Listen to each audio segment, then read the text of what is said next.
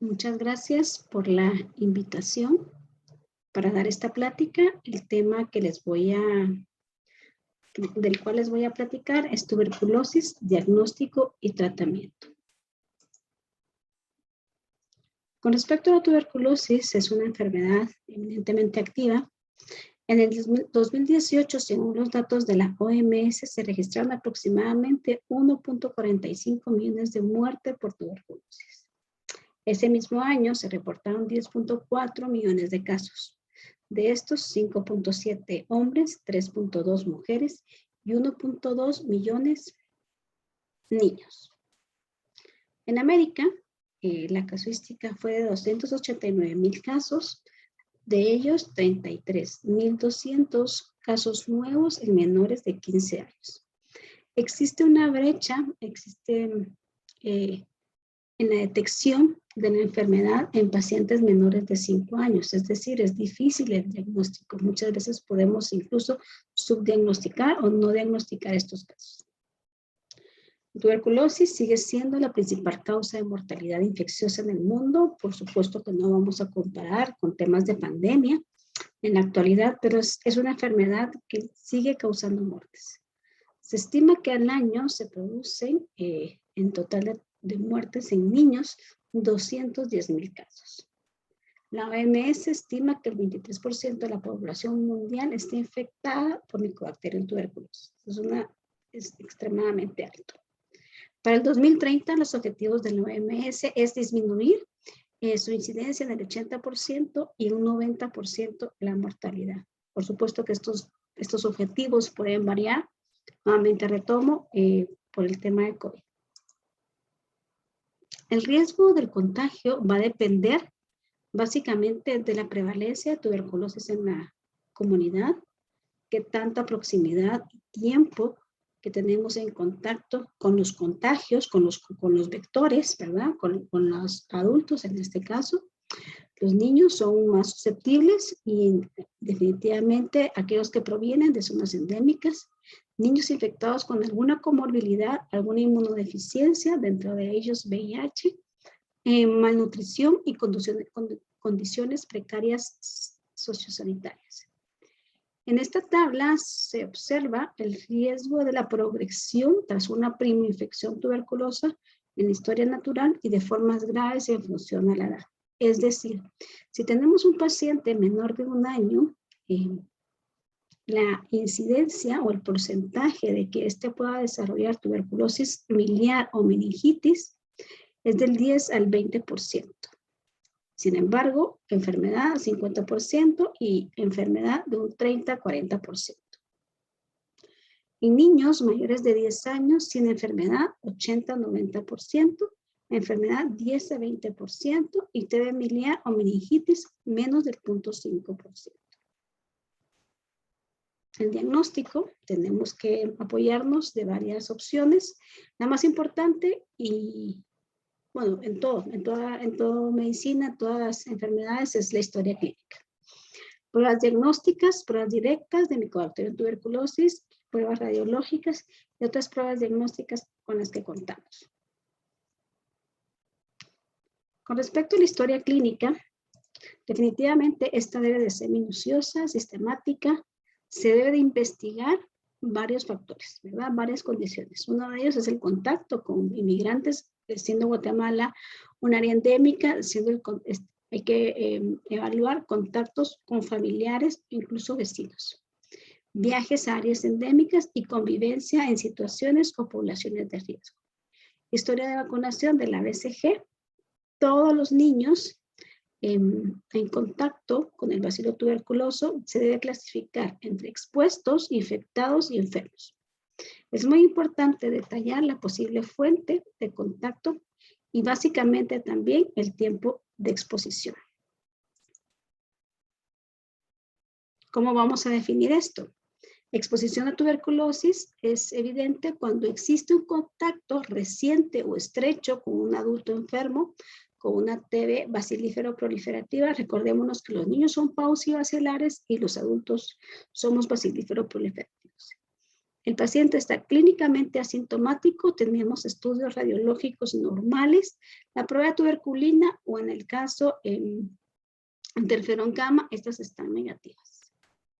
Infección latente por tuberculosis es paciente está clínicamente asintomático de igual manera, a diferencia que tenemos las pruebas de tuberculina, interferón gamma positivas. La radiografía de tórax no es contundente con hallazgo de tuberculosis y no es compatible, o sea, si tenemos alguna lesión, no es de las clásicas. A diferencia de una enfermedad por tuberculosis, la clínica es compatible. Vamos a hablar un poquito de la clínica. Hay hallazgos radiológicos sugestivos y la microbiología está positiva para Mycobacterium tuberculosis. La localización más frecuente sigue siendo la pulmonar, hasta un 80-92%, y dentro de la pulmonar, generalmente, pues su manifestación más común es ganglionar, a nivel conglomerado, adenopático, mediastínico. Los síntomas, es decir, por eso los síntomas respiratorios suelen predominar. Dentro de estos, tos crónica, dificultad respiratoria, dolor torácico, algunos síntomas constitucionales como fiebre, sudoración, pérdida de peso, que esto puede ser las manifestaciones que pueden tener los adolescentes. A diferencia de los lactantes, que pueden presentar fiebre, tos, disnea, en la auscultación hay una alteración con estertores, sibilancias, disminución del murmullo vesicular, y estas sibilancias pueden no responder normalmente a broncodilatadores. Esta sibilancia es persistente, a pesar del tratamiento convencional para las sibilancias, no responde. Entonces, ¿qué tenemos que pensar? Que puede haber algún conglomerado ganglionar que esté teniendo una obstrucción o una compresión extrínseca a la vía aérea. Muy bien, las manifestaciones clínicas también existen. Estas pueden ser más frecuentes de manera extrapulmonar en niños. Pueden afectar cualquier órgano y asimismo sus presentaciones. Síntomas neurológicos, digestivos, osteoarticulares, cutáneos. El eritema en nodos puede ser un debut incluso. La presentación más común de tuberculosis extrapulmonar sigue siendo la adenopatía cervical escrófula. De ganglionar es algo que no lo debemos dejar por un lado, es de difícil diagnóstico, así que tenemos que tomarla en cuenta.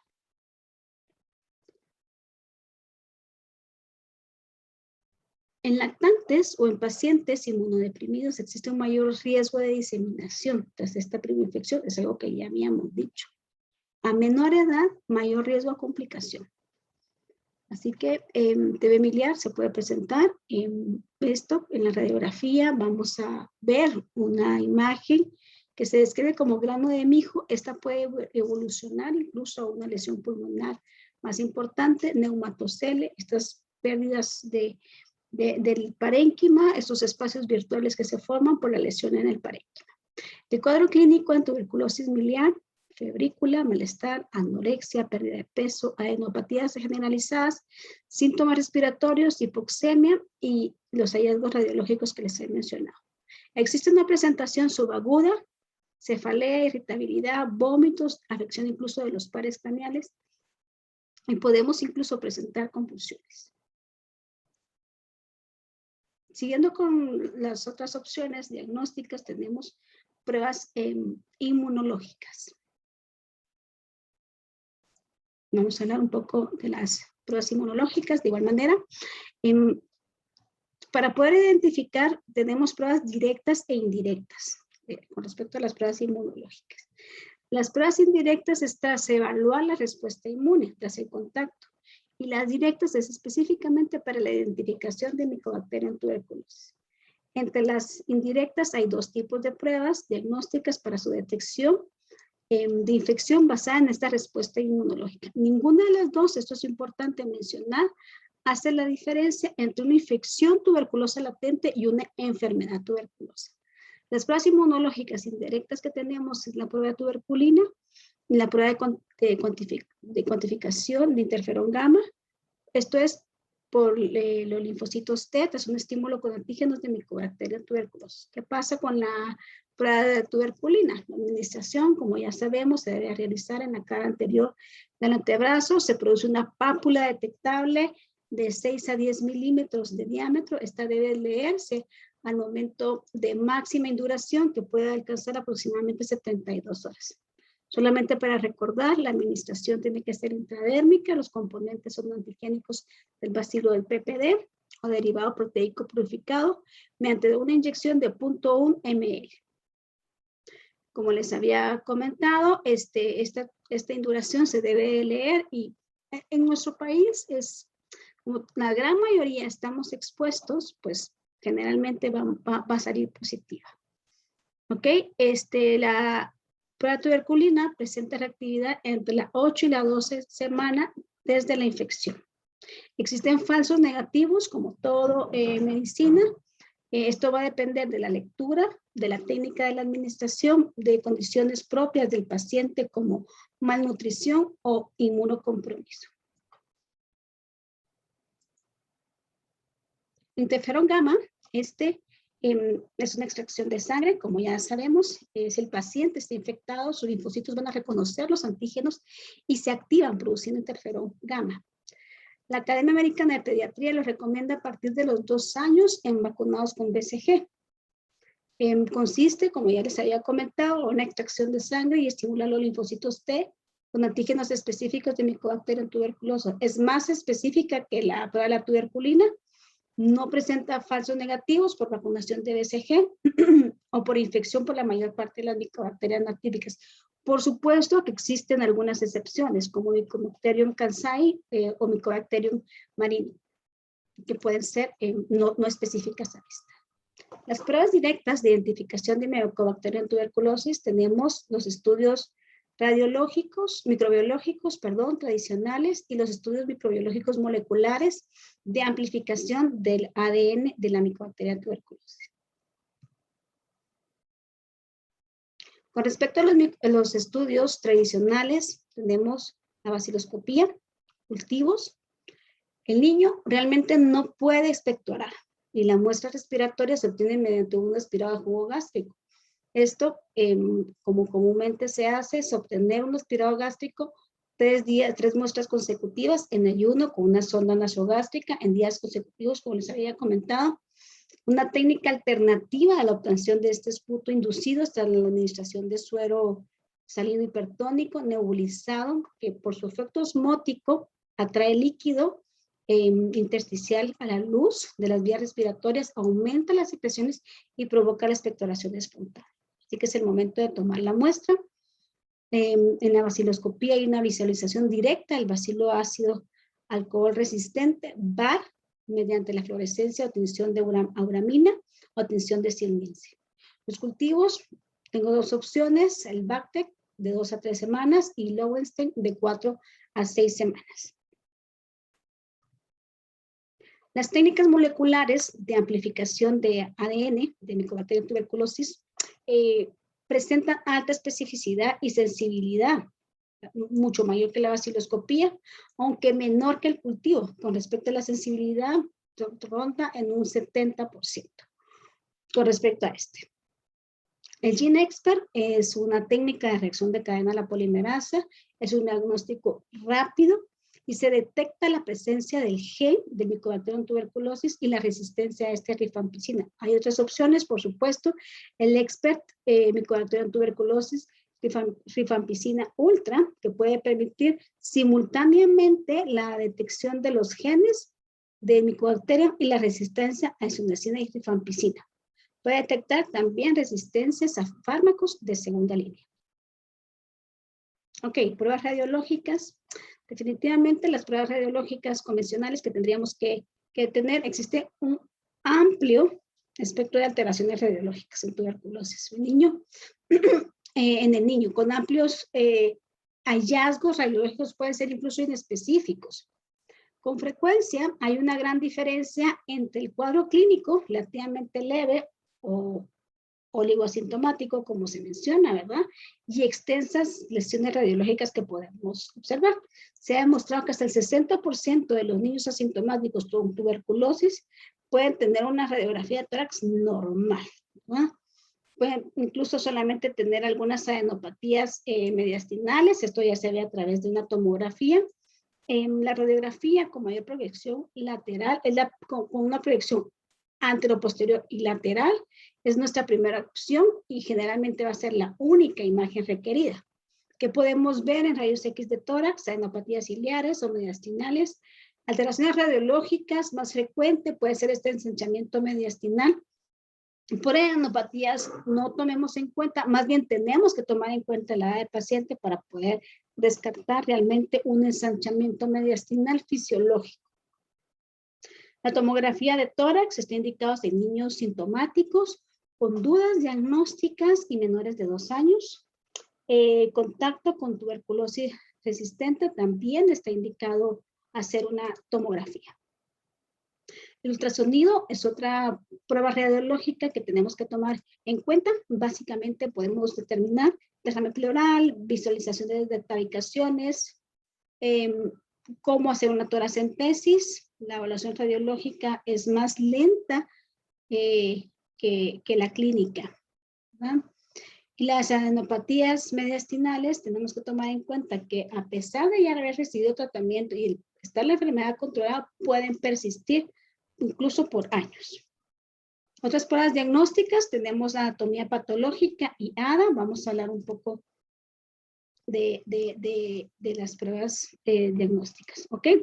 Cualquier material que tengamos accesible debería de ser enviado a análisis histopatológico, tanto para cultivo como para una PCR, y no digamos para una patología. Entonces tenemos que tener en cuenta estas opciones, escrófulas, lavados bronquioloalveolares, alguna biopsia de ganglio. Es permitido poder hacer una biopsia y poderlo enviar. Con respecto a ADA, es una determinación de una enzima secretada por los linfocitos T que se llama adenosín de amidasa. Es muy sugestivo el hallazgo de esto, de una enfermedad por tuberculosis, aunque no es específico de Mycobacterium en tuberculosis. Con respecto al tratamiento, voy a ser breve porque esto es muy, muy amplio. Sí tenemos que tomar algunas consideraciones especiales, solamente para recordar que durante la infección tuberculosa tenemos la infección, enfermedad y la patología. Ya cuando tenemos algún contacto con tuberculosis, el tratamiento va a ser netamente profiláctico, ¿verdad? Podemos hacer, aquí les voy a hablar un poco de la infección tuberculosa latente, la duración de los medicamentos. Esta va a variar, como les vuelvo a repetir, conforme a la localización y las resistencias que tengamos. Isoniazida puede durar de 6 a 9 meses, 9 meses para pacientes inmunodeprimidos o enfermos crónicos. Rifampicina durante 4 meses. Esto es cuando tenemos alguna intolerancia a la isoniazida o es tóxico. Isoniazida y rifampicina es un esquema mucho más corto, de 3 meses, y la rifapentina es otra opción en mayores de 12 años, asociada a isoniazida una vez a la semana por 3 meses, es bien tolerada también. Tenemos que tomar en cuenta que en pacientes que tienen VIH puede haber una interacción entre los antirretrovirales y la rifampicina y la rifapentina. La enfermedad tuberculosa, aquí es donde les estaba comentando que generalmente hay una combinación de fases, ¿verdad?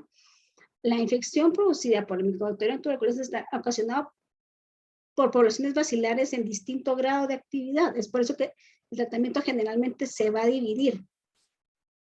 ¿Y cómo lo vamos a dividir? Básicamente en 2 fases. Una fase intensiva, que es de inducción, y una fase de continuación. El tratamiento combinado en la fase de inducción pretende reducir de manera precoz el número de bacterias de replicación rápida, la cual acompaña de mejoría en la sintomatología y al mismo tiempo previene la transmisión respiratoria.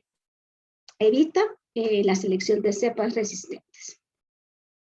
Da la capacidad del bacilo de mantenerse en un ambiente metabólico de bajo grado, la fase de continuación pretende completar esa esterilización que tenemos de los tejidos y va a actuar frente a la población bacilar de replicación lenta en un estado de latencia, lo cual va a evitar la recidivación.